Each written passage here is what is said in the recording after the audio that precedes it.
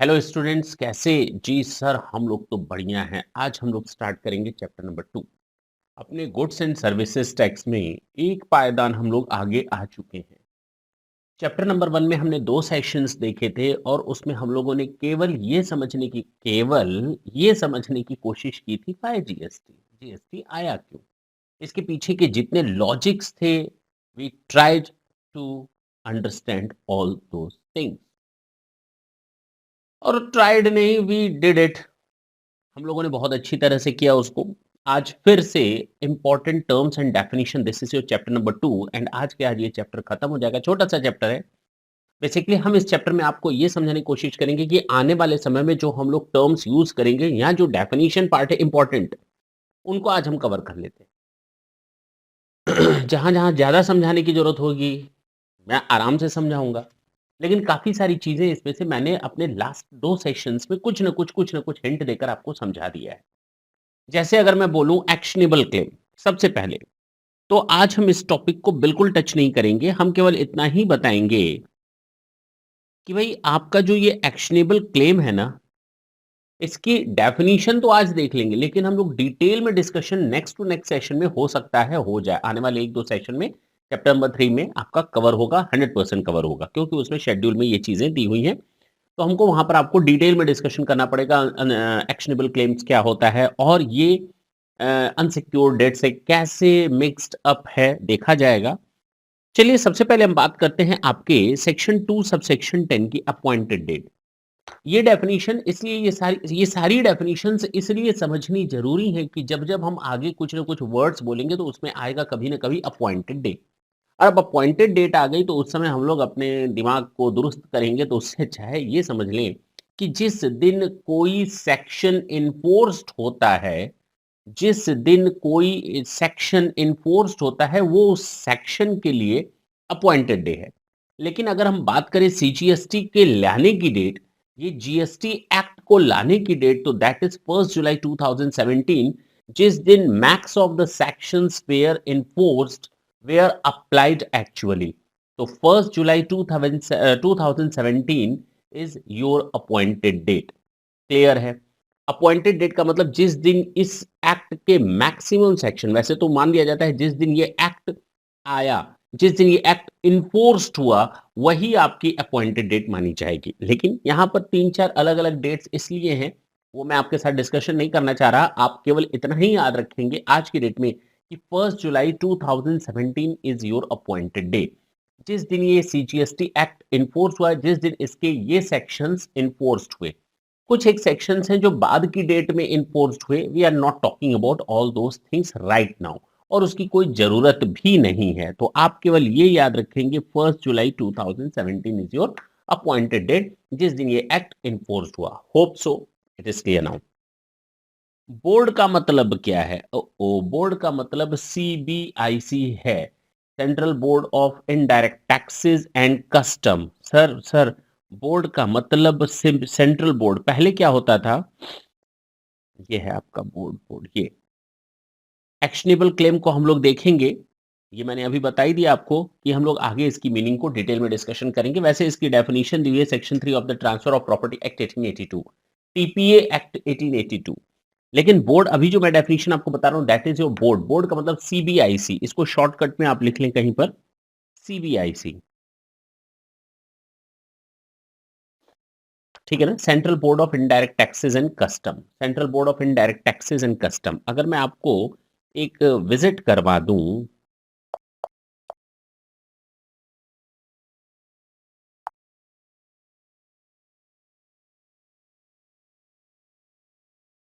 ये ये देखिए सीबीआईसी की मेन वेबसाइट है जो इस समय आप देख रहे हैं, central board of indirect taxes and custom. ये इसकी देखिए, यहाँ पर ये नाम भी दिया हुआ है। ये सारी चीज़ें आपको समझ में आ जानी चाहिए। इसका होम पेज है cbic.gov.in पर। आप जा सकते हैं, यहाँ पर सारे इम्पोर्टेंट अमेंडमेंट, सारी चीज़ें, जीएसटी से रिलेटेड, कस्टम से रिलेटेड, एक्साइज़ से रिलेटेड सारी चीज़ें आपके सामने आ जाती हैं। Is it clear? फिलहाल हम अपने काम पर आते हैं। तो सीबीआईसी, अब आपको याद रखने में दिक्कत होगी? नहीं sir, central board of indirect taxes and custom, जो कि central board of revenues act के अंतर्गत एस्टैब्लिश्ड है। ठीक। यहाँ कॉन्स्टिट्यूटेड है। चलिए, मैंने आपको अपॉइंटेड डेट भी बता दिया। Normally it is your 1 July 2017 normally.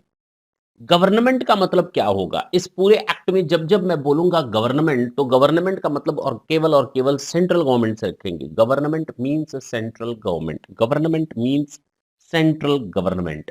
Is it clear? ये छोटी छोटी चीजें हैं। यूनियन टेरिटरी मैंने आपको पहले भी बता दिया कि हमारी कुछ यूनियन टेरिटरीज हैं, यूटीजीएसटी। लास्ट सेशन मैंने बताया था आपको। यूटीजीएसटी में मैंने कहा था कुछ यूनियन टेरिटरीज के अपने लेजिस्लेचर अवेलेबल होते हैं और कुछ स्टेट्स ऐसे हैं जो यूनियन टेरिटरीज में हैं और उनके अपने लेजिस्लेचर अवेलेबल नहीं है। तो जिनके अवेलेबल हैं उनमें है Jammu Kashmir, Delhi and Puducherry.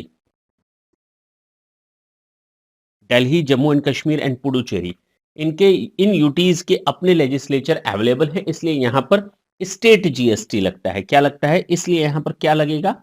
State GST. लेकिन जिन स्टेट्स के अपने लेजिस्लेचर अवेलेबल ना हो तो वहां पर यूटीजीएसटी लगेगा। वहां क्या लगेगा? यूटीजीएसटी एक्ट लगेगा। कौन कौन से स्टेट्स हैं? Andaman and Nicobar island, Lakshadweep, Dadar and Nagar Haveli, Daman and Diu, Ladakh, Chandigarh and other territory. फिलहाल इतने हमारे ये स्टेट्स हैं जो यूनियन टेरिटरीज में है और उनके अपने लेजिस्लेचर नहीं, यानी कि सेंट्रल गवर्नमेंट, यूनियन गवर्नमेंट का अपना वहां पर कंट्रोल है, एडमिनिस्ट्रेटर अवेलेबल है। Is it clear? तो हम लोगों ने काफी सारे पॉइंट्स ये देख ली, छोटी छोटी डेफिनेशन थी। अभी इंपॉर्टेंट डेफिनेशन धीरे धीरे आने वाली है। फैमिली, जब भी हम आगे फैमिली वर्ड यूज करेंगे ना, तो फैमिली का मतलब है अपने में उसकी वाइफ यानी स्पाउस, अगर हस्बैंड है तो वाइफ, वाइफ के केस में हस्बैंड, तो उसके स्पाउस और चिल्ड्रन उसकी फैमिली में शामिल होंगे। और तो और उसके mummy papa, grandmother, grandfather, brother and sister if they are wholly और mainly dependent on the said person. तो अगर स्पाउस है, चिल्ड्रन है, तो डिपेंडेंट हो या ना हो कोई फर्क नहीं पड़ता। लेकिन अगर मैं कहूं parents, grand parents and brothers sisters, वो होली और मेनली डिपेंडेंट होने चाहिए इस टैक्स पेयर्स के ऊपर, तभी वो कहलाएगी फैमिली का हिस्सा। क्लियर? बवाल करा देगा ये घर घर में। तो कोई दिक्कत नहीं है, बहुत ही छोटी चीज मैंने बताई। ये सारी डेफिनेशन पार्ट है, ये कवर होंगे। ये मैंने कहा ना बहुत छोटा सेशन होने वाला है और इसमें केवल आपको ये समझ में आएगा कि आगे जो हम लोग टर्मिनोलॉजी यूज करेंगे यहीं से कहीं ना कहीं पिक करके हुए चलेंगे। फैमिलीज की अगर मैं बात करूं, फिर से फैमिली की अगर मैं बात करूं, तो फैमिली को आप दो पार्ट में तोड़ देंगे। स्पाउस सेल्फ हो गया, स्पाउस हो गया, चिल्ड्रन हो गया। चाहे वो डिपेंडेंट हो, चाहे वो इंडिपेंडेंट हो। लेकिन parents, grand parents, brother and sister, ये हमारे केवल और केवल इंडिपेंडेंट होंगे तभी ये डिपेंडेंट होंगे तो ही काम चलेगा। इंडिपेंडेंट होंगे तो वो फैमिली की कैटेगरी में नहीं आएंगे। Is it clear? घर वालों को बता मत देना, नहीं तो बवाल हो जाएगा। तो ये हमारी फैमिली की डेफिनेशन। अब आते हैं मैन्युफैक्चर की डेफिनेशन, देखते हैं। मैन्युफैक्चर ऐसा बंदा जो रॉ मटेरियल को प्रोसेस करके कन्वर्ट करता है किसी यूजफुल थिंग्स में, जैसे जिससे उसका नाम, कैरेक्टर चेंज हो जाए। मैन्युफैक्चर का मतलब होता है किसी भी रॉ मटेरियल में ऐसा प्रोसेसिंग करना या उसमें ऐसे इनपुट यूज करना जिससे कि एक नया प्रोडक्ट एक नए नाम, नए कैरेक्टर और एक नए यूज के साथ आए, उसको हम कहेंगे मैन्युफैक्चर। मैन्युफैक्चर का मतलब कुछ ऐसी प्रोसेसिंग यूज करना रॉ मटेरियल को ऐड करते हुए, या कुछ ऐसे इनपुट्स यूज करना जिससे कि उससे एक नया प्रोडक्ट, नए नाम, नए कैरेक्टर और नए यूज के साथ इमर्ज हो जाए, उसको हम कहेंगे manufacture. So simple definition it is. And according to this definition we can draw the meaning of manufacturer also: a person who uses the raw material, and doing processing or by applying the different inputs so that a new product emerge with a new name, new character or a new use. Is it clear to you? तो एक person जो इस तरह के use करता है, apply करता है, उसको हम मैन्युफैक्चरर, और इस पूरे प्रोसेसिंग को हम मैन्युफैक्चर की प्रोसेसिंग बोलते हैं। होप सो आपको पता चल गया। सर नहीं पता चला। मैंने एक पूरा एक कपड़े का एक थान खरीदा, कपड़े का थान मतलब पूरा एक बंडल खरीदा, उसको मैंने अप्लाई किया और उससे मैंने हैंकी बना ली। हैंकरचीफ जो आप जानते हैं। तो हैंकरचीफ बनाई यानी रुमाल बनाया या हैंकी बनाई। अब देखो ना मैंने कपड़ा खरीदा, प्रोसेसिंग किया, उससे हमारे रुमाल बन गए। ये क्या है? इससे हमने एक नया प्रोडक्ट बनाया। अब उस कपड़े के थान से 100 मीटर लंबे कपड़े के थान से आप मुँह और नाक नहीं पोंछ सकते। लेकिन एक छोटे से उसके हिस्से से आप उसका यूज़ कर सकते हैं। Is it clear? हाँ, यूज़ कर सकते हैं। जी, बिल्कुल यूज़ कर सकते हैं। पता चला ना? जी। तो कहने का मतलब ये हुआ कि ये जो है, जो एक बड़ा कपड़े का थान था, उसको हमने यूज़ किया छोटे-छोटे रुमाल बनाने में। जो हमारा प्रोडक्ट नया आया ना है वही कपड़ा, सेम वही केवल स्टिच कर दिया छोटे-छोटे हिस्सों में, वो हमारा रुमाल या हैंकी बन गया। ये हमारा मैन्युफैक्चर की कैटेगरी में। Is it clear? तो सेम यही चीज़ है, जिससे एक नया प्रोडक्ट नए नाम, नए काम और नए यूज़ के साथ आता है, उसको हम मैन्युफैक्चर बोलते हैं। चलिए भाई, मनी की बात करते हैं। मनी, मनी, तू पैसा-पैसा करती है, तू पैसे पे क्यों मरती है? अपना सपना मनी, मनी। मनी का अब सर आप हम लोग को सेक्शन नंबर नहीं बता रहे। देखो भई, सेक्शन 2 के साथ जितने भी यहाँ पर हैं ना वर्ड 75, तो इसको हम कहते हैं सेक्शन 2 क्लॉज़ 75। लेकिन मैं एक गलती करता हूँ, बोल करके गलती करता हूँ। वो ये कि मैं जब भी बोलूँगा सेक्शन 2 सब सेक्शन 75 बोलूँगा, क्योंकि मुझे बोलने की इस तरह से आदत है। लेकिन आप ये आदत गलत है, गंदी आदत है, आप सुधार लेंगे, मेरी तरह यूज़ नहीं करेंगे। तो मैं इसको बोलूँगा सेक्शन 2 सबसेक्शन 75, आप इसको बोलेंगे सेक्शन 2 क्लॉज़ 75। चलिए, फिलहाल मैं अब बढ़ता हूँ मनी। मनी की डेफिनिशंस की बात करते हैं। मनी, मनी, मनी मीन्स कोई भी लीगल टेंडर, कोई भी ऐसी चीज़, चलो मैं छोड़ देता हूँ मनी की ये डेफिनिशन जो है, जो बुकिश डेफिनिशन है, लेट इट बी। कोई भी ऐसी चीज़ जिससे हम अपने ऑब्लिगेशंस को सेटल कर पाएँ, और उसमें जब हम लीगल टेंडर्स को ऐड करते हैं for the purpose of settlement of that obligation, that is called money. Money का मतलब क्या होगा? मनी का मतलब है कोई भी ऐसी चीज जो लीगल टेंडर हो, चाहे इंडियन चाहे फॉरेन करेंसी। मनी मीन्स कोई भी लीगल टेंडर हो, चाहे इंडियन करेंसी का हो चाहे फॉरेन करेंसी, चेक हो, प्रोमिसरी नोट हो, बिल ऑफ एक्सचेंज हो, लेटर ऑफ क्रेडिट हो, ड्राफ्ट हो, पे ऑर्डर हो, ट्रेवलर चेक हो, मनी ऑर्डर हो, पोस्टल और electronic remittance, or any such a similar instrument recognized by the Reserve Bank of India when used as consideration to settle an obligation. Okay. तो कोई भी ऐसी चीज जिसका यूज आप अपनी ऑब्लिगेशन को सेट ऑफ करने, ऑब्लिगेशन को सेटल करने में यूज करते हैं, और जिसको आरबीआई ने लीगली, आरबीआई ने परमिशन जिसके थ्रू दी है। जाहिर सी बात है, मनी का मतलब यहाँ पर लीगल टेंडर होता है Indian currency, foreign currency, bills of exchange, pay order, bills of exchange, promissory note, pay order, demand draft, traveller cheques, और any remittances through electronic, postal order वगैरह सारी चीजें आएंगी मनी ऑर्डर, ठीक है ना? ये सारी चीजें, लेकिन इसमें शामिल नहीं होता, ये लास्ट लाइन इंपॉर्टेंट है।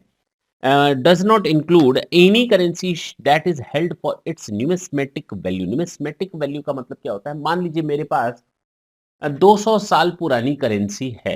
मेरे पास कुछ ऐसी करेंसी है जो राजा महाराजाओं के ज़माने में उनके यहाँ चलती थी। अब मेरी जेब में है, आप मेरे पास आए। तुम पास आए, क्यों मुस्कुराए।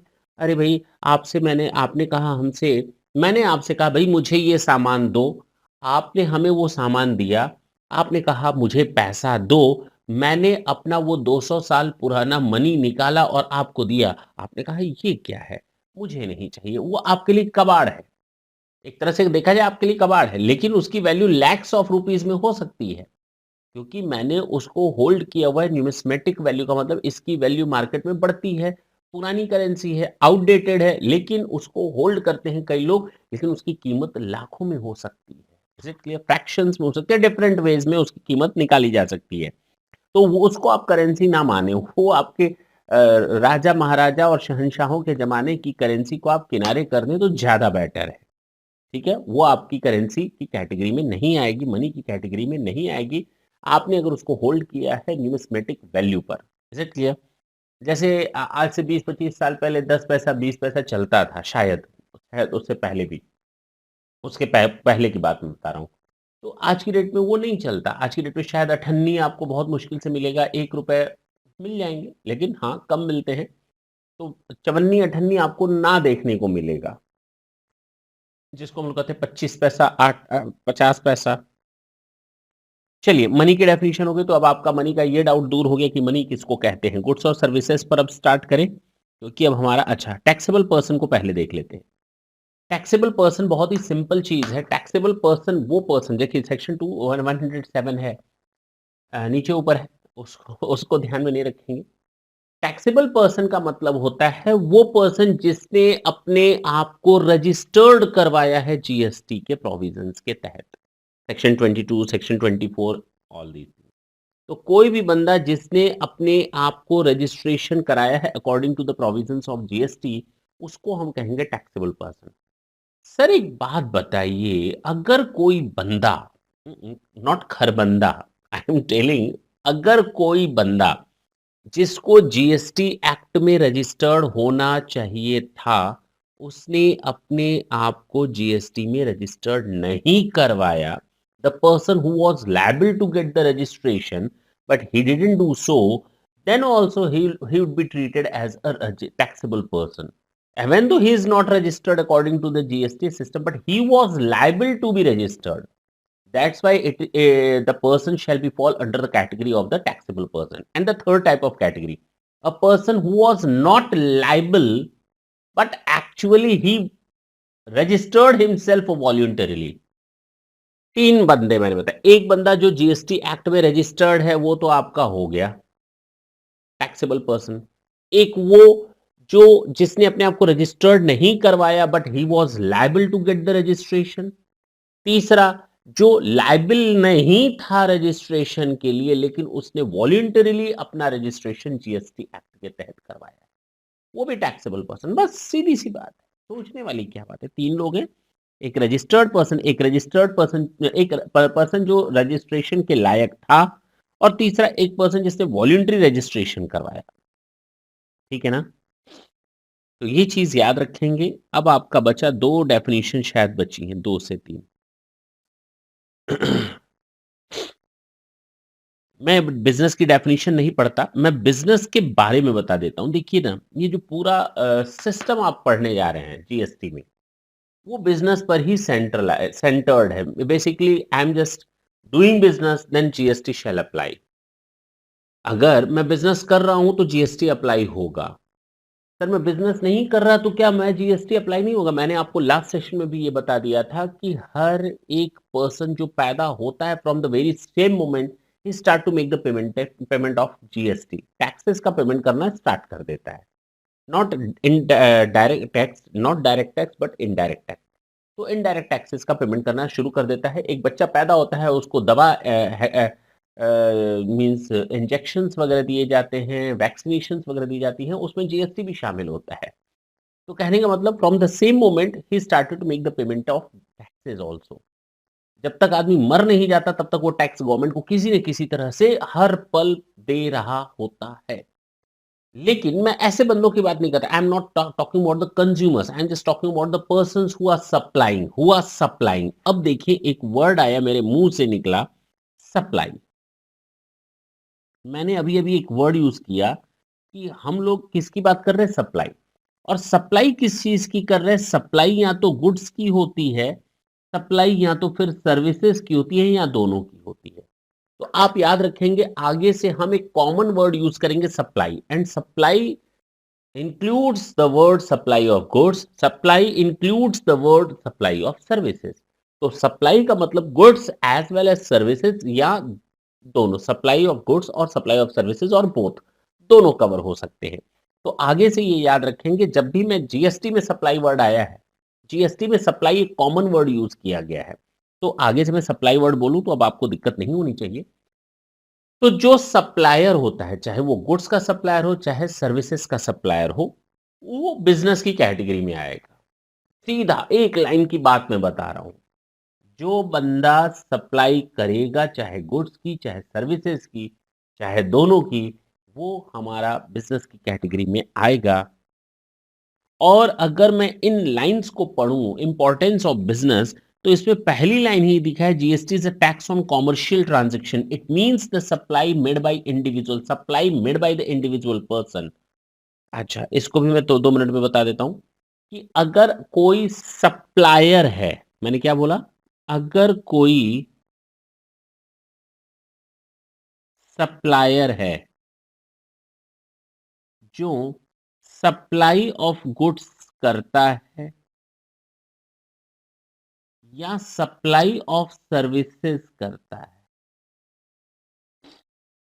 उसके ऊपर ये जीएसटी सिस्टम अप्लाई हो जाता है, क्योंकि ये कॉमर्शियल ट्रांजैक्शंस पर टैक्स है, टैक्स ऑन कॉमर्शियल ट्रांजैक्शन। या मैंने आपको ये बताया था कि प्रोडक्ट्स या सर्विसेज के ऊपर टैक्स है, प्रोडक्ट्स या सर्विसेज के ऊपर ये टैक्स लगता है, ये बताया था मैंने। अच्छा, तो अगर मैं कहूं कि अगर कोई पर्सन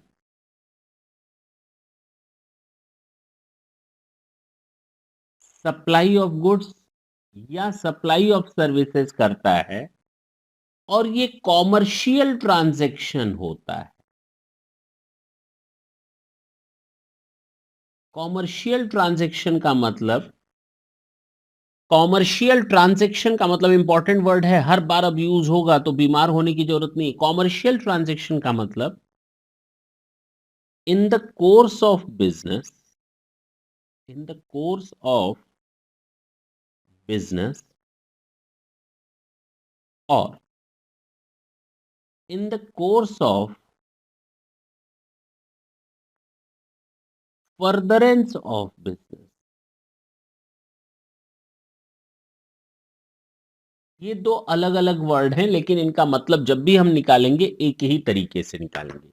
ठीक है, मैं फिर बोलता हूं, मैं कोई ऐसा कॉमर्शियल ट्रांजैक्शन करता हूं जो मेरे बिजनेस के लिए है, इन द कोर्स ऑफ बिजनेस, या मेरे बिजनेस को आगे ऐड ऑन करने या उसको सपोर्ट करने के लिए है, या सपोर्टिंग या एंसिलरी एक्टिविटी है।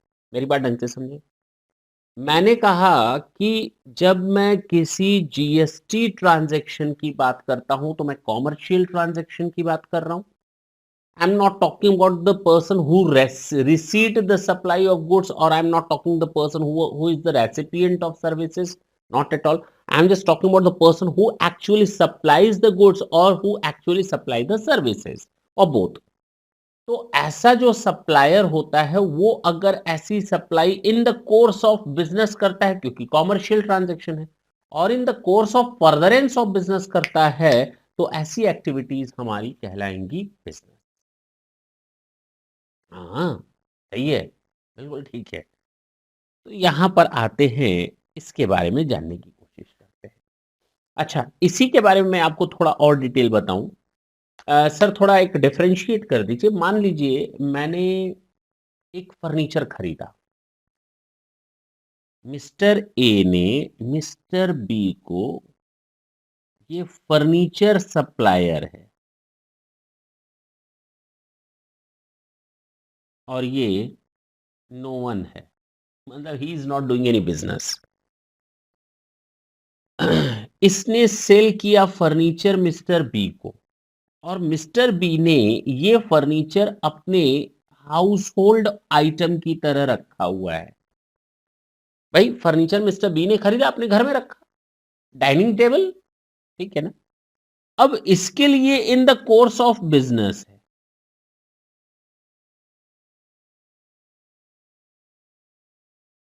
लेकिन इसके लिए ये इन द कोर्स ऑफ बिजनेस नहीं है। अच्छा, पहली चीज। दूसरा, इसके ऊपर जीएसटी के सिस्टम एप्लीकेबल होंगे, लेकिन अगर ये मिस्टर बी इस फर्नीचर को सेल करता है सी को, तो क्या इन द कोर्स ऑफ बिजनेस इसने सप्लाई किया? नहीं सर, ये इन the course of business supply नहीं है, तो नो जीएसटी। दोनों में फर्क समझ में आया? मिस्टर ए ने जो सप्लाई की है बी को, वो इन the course of business, because he is the supplier of goods. But while Mr. B is selling the same things to Mr. C, he's not indulged in the business of supplying the furniture to anyone. It is his personal assets and he's supplying that, or he's delivering it to the other one person, or he's selling it to the other one person. तो यहाँ पर mister B का ये business नहीं है, he is not doing that transaction in the course of business और for the purpose of in the course of furtherance of business. तो उसके लिए वो वहां पर जीएसटी का सिस्टम एप्लीकेबल नहीं होगा। आपके घर में गाड़ी पड़ी हुई है, आप अभी छोटे हो, आप कोई बिजनेस नहीं करते, आप अपने लिए सोचो, आप कोई बिजनेस नहीं करते हो, आपके घर में आपके नाम से गाड़ी पड़ी है, आप उसको बेचते हो, क्या आप बिजनेस कर रहे हो? क्या जीएसटी लगाओगे आप? क्या आप अपना रजिस्ट्रेशन कराओगे जीएसटी में? नहीं सर। कल घर से एक गिलास आपको बेचना हो तो आप कहेंगे हम जीएसटी में रजिस्ट्रेशन करा लें, उसके बाद हम गिलास बेचेंगे। अरे नहीं भैया, ऐसा नहीं हो सकता, it is practically not possible.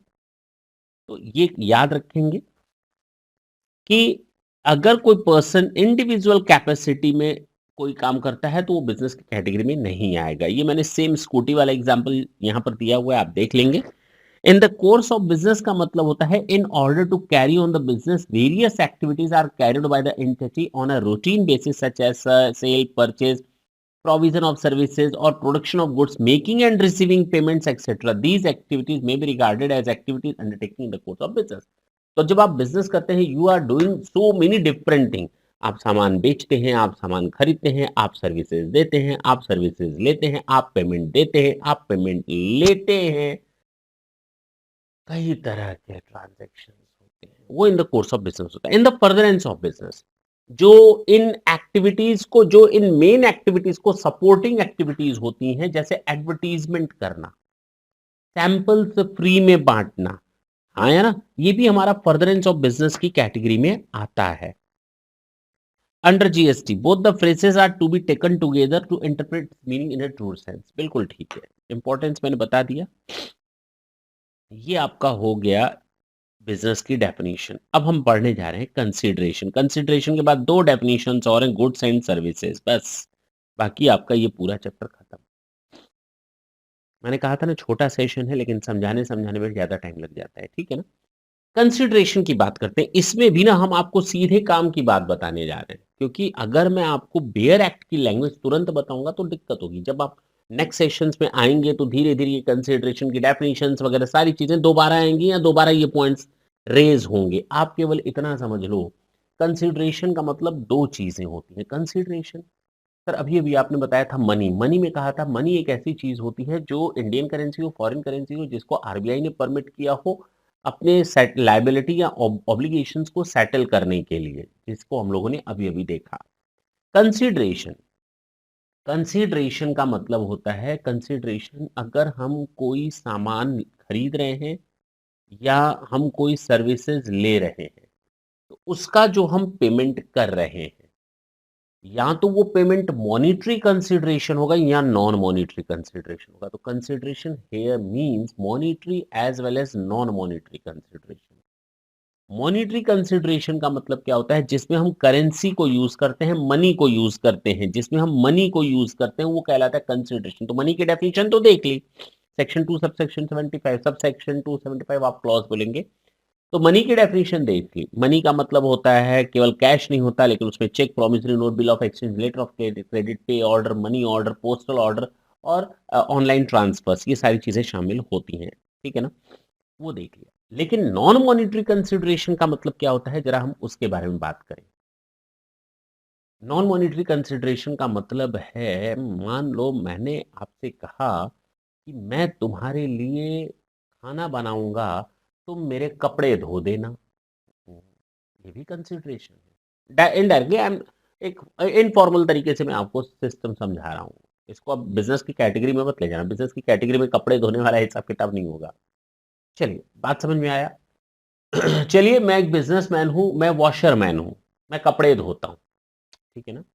और आपका काम है फोटोग्राफी करना, तो आप फोटोग्राफी करते हो, मैं कपड़े धोता हूं। मैंने कहा था मैं तुम्हारे कपड़े धोकर दूँगा, तुम मेरे लिए एक मेरा फ़ोटो एल्बम बना कर के दो। तो क्या यहाँ पर कंसिडरेशन नहीं है? Yes, it involves the consideration. I am doing something for you, I am sacrificing something for you and you are sacrificing something for me as well. तो दोनों चीज़ें यहाँ पर देखिए ना, कंसिडरेशन आ जाएगा, but here money is not involved. Anyhow the money is not involved, but the settlement is done. In the same way यहाँ पर कहलाया जाएगा ये नॉन मॉनेटरी कंसिडरेशन।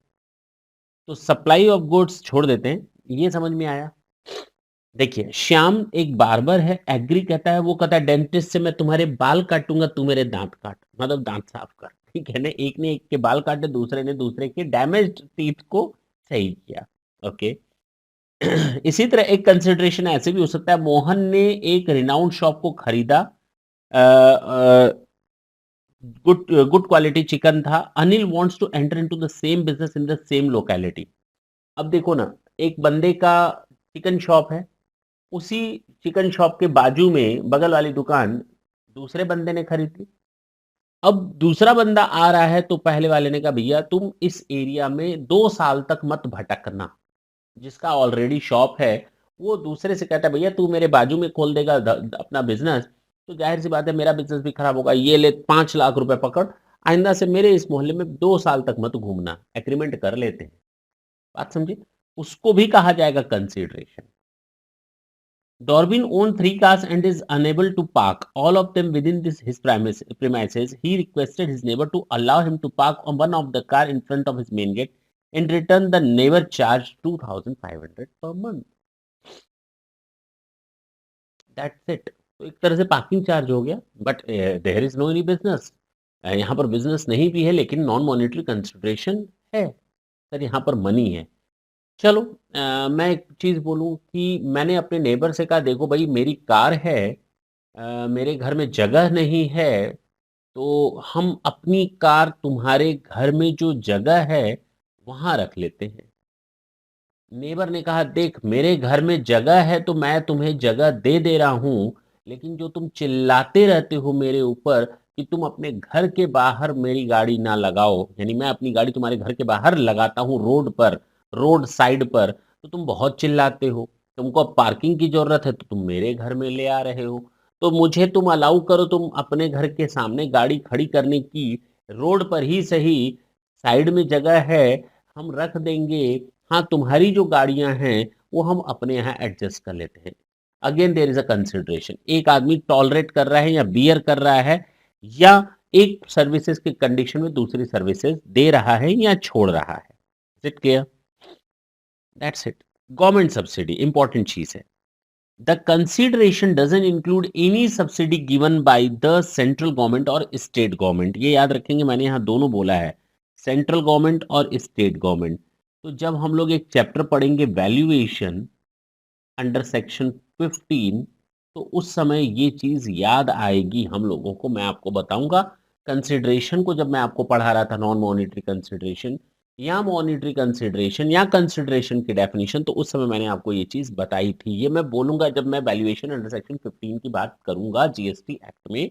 तो डिपॉजिट्स दो तरीके के होते हैं, वो भी कंसिडरेशन की कैटेगरी में आता है। मान लो मैंने आपको कुछ डिपॉजिट्स दिया, तो वो कंसिडरेशन की डेफिनेशन में आएगा। देखो थोड़ा बोर होना शुरू हो गया, मुझे मालूम है, मुझे मालूम है थोड़ा बोर होना शुरू हो गया, क्योंकि नए-नए टॉपिक जब एक छोट शुरू में लगता है ना तो बड़ा आराम से समझ में आता है। धीरे-धीरे जब कोर्स आगे बढ़ता है ना थोड़ा टेंशन हो जाती है। तो यहाँ पर भी जैसे-जैसे लेक्चर आगे बढ़ रहा है थोड़ा बोरिंग महसूस हो रहा है। अब थोड़ा घूम लें, थोड़ा देख लें, तो कुछ चैटिंग कर लें, मोबाइल पर किसी का मैसेज आया होगा इम्पोर्टेंट है, भैया छोड़ दो साइड में सारी चीज़ें। थोड़ा-सा कंसंट्रेशन यहाँ पर करो, ये आपकी लाइफ बनाएगा, वो आपका लाइफ बिगाड़ेगा।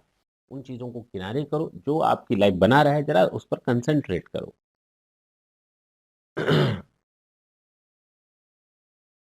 मैंने कहा कि डिपॉजिट्स 2 तरीके के होते हैं, एक रिफंडेबल डिपॉजिट्स, एक नॉन रिफंडेबल डिपॉजिट। चलिए मैं आपके घर आता हूँ, मैंने कहा मुझे आपके घर में किराएदार बनना है।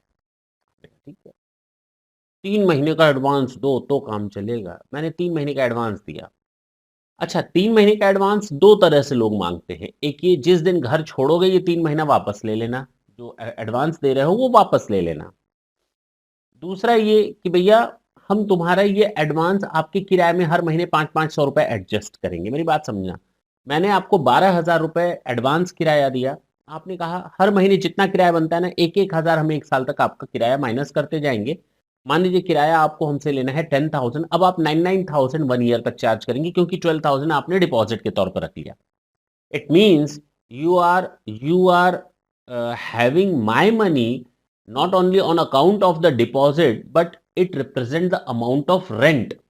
आपको मैंने एक तरह से 12,000 किराया दे दिया. You are just adjusting that portion in different parts of the rent in different months also. तो आप उस अमाउंट को एडजस्ट कर रहे हैं हर महीने 1-1 हज़ार करके। तो 12 जो 10-10 हज़ार मुझे देने थे, अब मुझे 9-9 हज़ार देने हैं। इसका मतलब जो 1000 मैंने दे दिया आपको एडवांस में दे दिया, that represent the amount of rent. अच्छा, दूसरा, क्या ये कंसिडरेशन है सर, कंसिडरेशन है।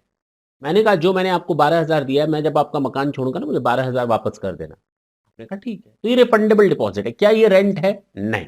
ये सिक्योरिटी डिपॉजिट है। This is refundable amount.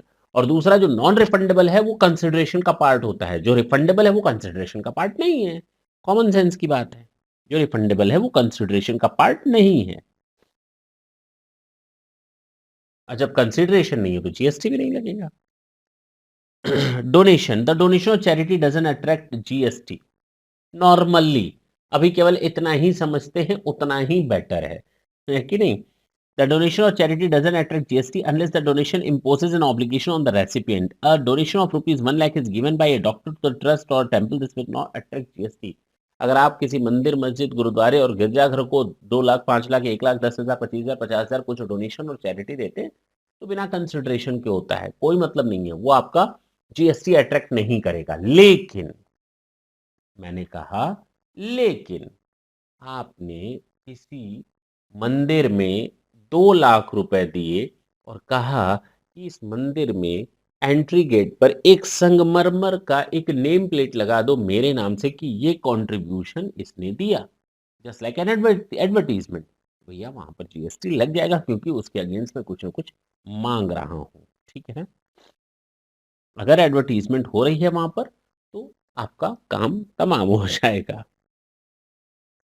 चलिए 2 चीज़ें और पढ़ते हैं, छोटी-छोटी चीज़ें लेकिन और इम्पोर्टेंट है क्योंकि आने वाले पूरे के पूरे सब्जेक्ट में goods, services, goods, services, goods, services आएँगे और दोनों में 50 का डिफरेंस है। 52 एंड 102 दोनों में 50 का डिफरेंस है, ठीक है? गुड्स की डेफिनिशन समझने की कोशिश करते हैं। कोई भी मूवेबल प्रॉपर्टी, मैंने क्या कहा? Movable property, immovable property is not the good.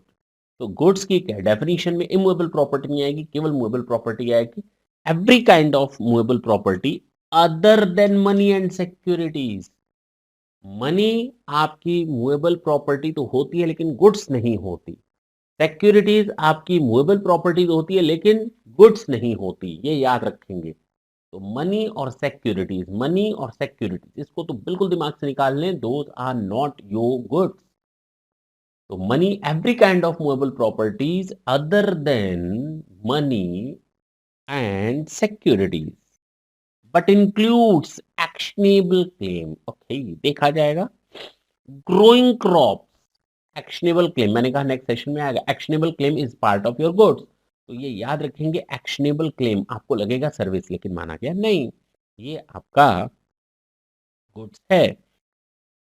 Growing crops grass and things attach to, growing crops बढ़ने वाली फसलें, घास और जो जमीन के साथ लगी हुई चीजें हैं जिनको हम एग्रीमेंट करके अलग करने का कॉन्ट्रैक्ट कर सकते हैं सप्लाई के तहत, तो वो भी हमारा गुड्स आता है। तो बहुत ही simple definition, goods means every kind of movable property but does not include money and securities but includes actionable claim, growing crops, grass, and the things attached to the form or attached to a forming part of the land which are agreed to be severed, severed मतलब अलग करना, before supply or under a contract of supply।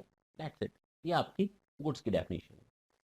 तो goods में आता है आपका सारी की सारी मूवेबल प्रॉपर्टी, जिसमें एक्शनेबल क्लेम भी शामिल है, ग्रोइंग क्रॉप्स भी शामिल हैं, ग्रास भी शामिल है और जमीन के साथ कोई भी ऐसी चीज अटैच जिसको हम कॉन्ट्रैक्ट के तहत अलग करने का एक एग्रीमेंट कर सकते हैं सप्लाई में, तो वो आपकी गुड्स है, लेकिन इसमें शामिल नहीं है मनी, इसमें शामिल नहीं है सिक्योरिटीज।